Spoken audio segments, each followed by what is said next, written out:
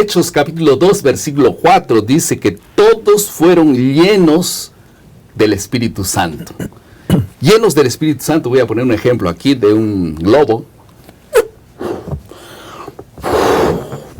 Ahí está, un globo que está lleno de aire. Ahora, todos pueden ver que está lleno, porque si estuviese vacío, todo el mundo sabe que está vacío. La vida del cristiano más o menos es un reflejo. Cuando todos los otros podemos estar llenos del Espíritu Santo, todo el mundo percibe que hay cambios en la vida externa. Todo lo que somos por dentro muchas veces exteriorizamos naturalmente por fuera. Y este será el tema de la lección de esta semana, el bautismo y plenitud del Espíritu Santo. Estamos en la lección número 5 y para mí será una honra compartir esos pequeños minutos con el pastor y doctor Adolfo Suárez. Bienvenido. ¿Cómo están, amigos? Una alegría estudiar este tema que es muy interesante y muy necesario.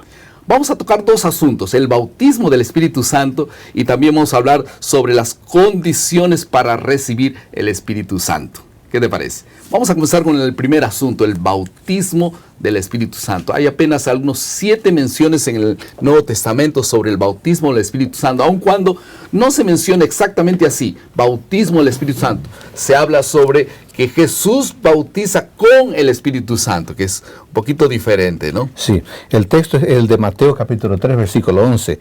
Yo los bautizo con agua para arrepentimiento, pero aquel que viene después de mí es más poderoso que yo. Y él termina diciendo, él los bautizará con el Espíritu Santo y con fuego. Ahí está. Ahí está. Lo que el evangelista está diciendo acá es que en ese proceso de iniciar la vida cristiana, que significa transformación, es necesario que nosotros tengamos la capacidad para vivir una nueva vida.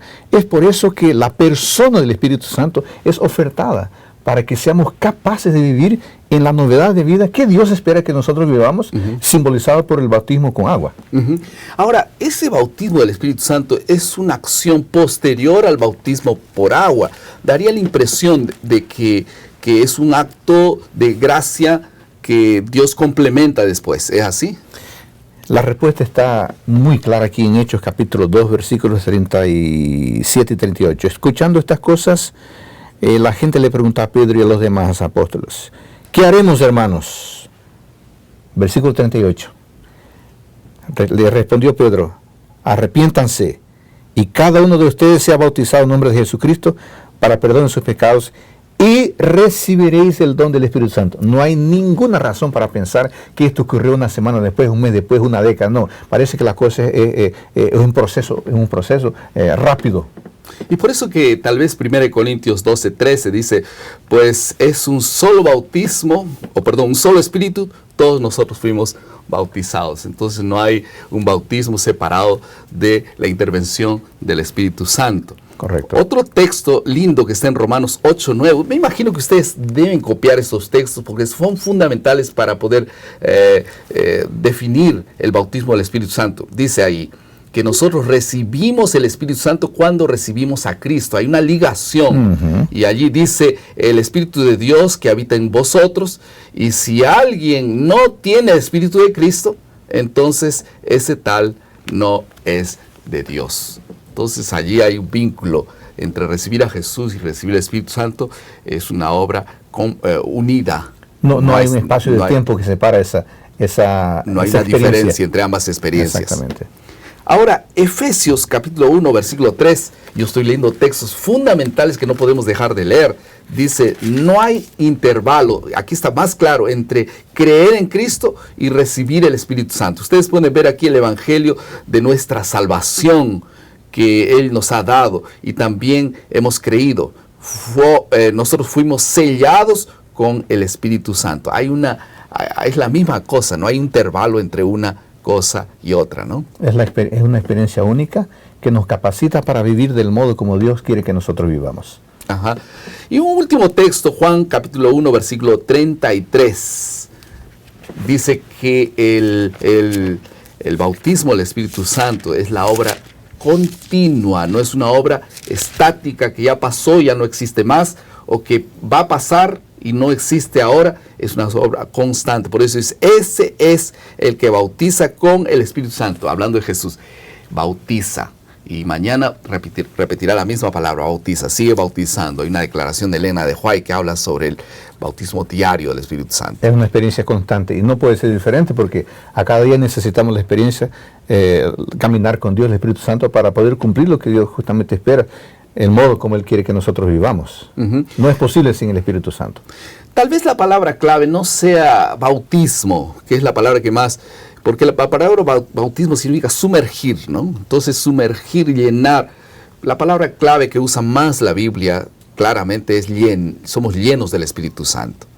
Y esto significa que nosotros nos vaciamos de nosotros mismos para poder llenar nuestra vida de su santa presencia. Pero cuando eso está junto con la experiencia, con el bautismo en agua, significa que la experiencia con el bautismo, con el Espíritu Santo, es una experiencia total de la vida toda. Así como cuando entramos en el agua, entramos completamente, nuestra experiencia con el Espíritu Santo tiene que ser completamente también, y constantemente. Esa es una característica. Ahora, una declaración interesante del Espíritu Profecía, en el libro Testimonios para los Ministros, en la página 597, dice que fue por la confesión y por el abandono del pecado, por medio de fervorosa oración y de entrega personal a Dios, que los discípulos se prepararon para el derramamiento del Espíritu Santo en el día del Pentecostés. Ahí están 4 características. Primero, confesión. Segundo, abandono del pecado. Tercero, fervorosa oración. Y en cuarto lugar, entrega personal de lo que nosotros somos. Ahí está. Esta sería entonces la segunda parte. ¿Cómo podemos, las condiciones para recibir el Espíritu Santo? Algunas aplicaciones. Tal vez una aplicación que sirvió para ti y puede servir para todos nuestros amigos. Dios está dispuesto a bendecirnos constantemente con su presencia y con la presencia del Espíritu Santo. Si queremos vivir una vida completa, de acuerdo con su voluntad, es necesario que diariamente nosotros experimentemos la presencia y la influencia del Espíritu Santo en nuestra vida. Esto sirve para quien está iniciando su caminata cristiana y sirve para aquel que es experiente en la vida cristiana. Todos necesitamos, por tanto, el bautismo del Espíritu Santo, y es su presencia constante en nuestra vida. No es un evento aislado, es algo que debemos buscar y recibir todos los días.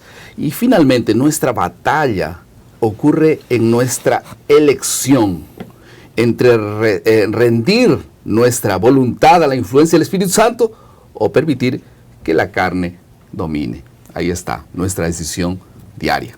Una tarea para nuestra casa, ¿qué podemos hacer como resultado de esto? Yo estoy pensando que la lucha más grande que tiene el cristiano no es contra las drogas, contra la música inadecuada, contra nuestros sentimientos carnales. Tal vez esos son los frutos, pero tal vez la lucha más grande está en el acto de someternos. Aquel momento que yo me encuentro con Dios y con el Espíritu Santo y digo, por favor, ahora toma mi corazón porque yo no puedo dártelo, es tuyo. Condúcelo por la entrega, la decisión de entregar. Y eso ocurre en ese momento, en la primera hora. Ese movimiento santo de primero Dios tiene que ser parte de nuestra vida. Por eso es que yo te invito a que podamos decidir cada día, abrir la Biblia, orar, someternos a Dios y confesar nuestros pecados y vivir una vida que el Espíritu Santo pueda llenarnos, satisfacernos plenamente y seamos felices en la vida cristiana. Que Dios te bendiga. Vamos a hacer una oración. Querido Padre, muchas gracias por tu palabra y que podamos ser siempre llenos de tu Santo Espíritu. En el nombre de Jesús. Amén. Amén. Muchas gracias por su presencia y esperamos estar juntos en el próximo bosquejo. Recuerda siempre, maná, cada día, cada uno, cada mañana es alimento para la vida. Que Dios te bendiga. Chao.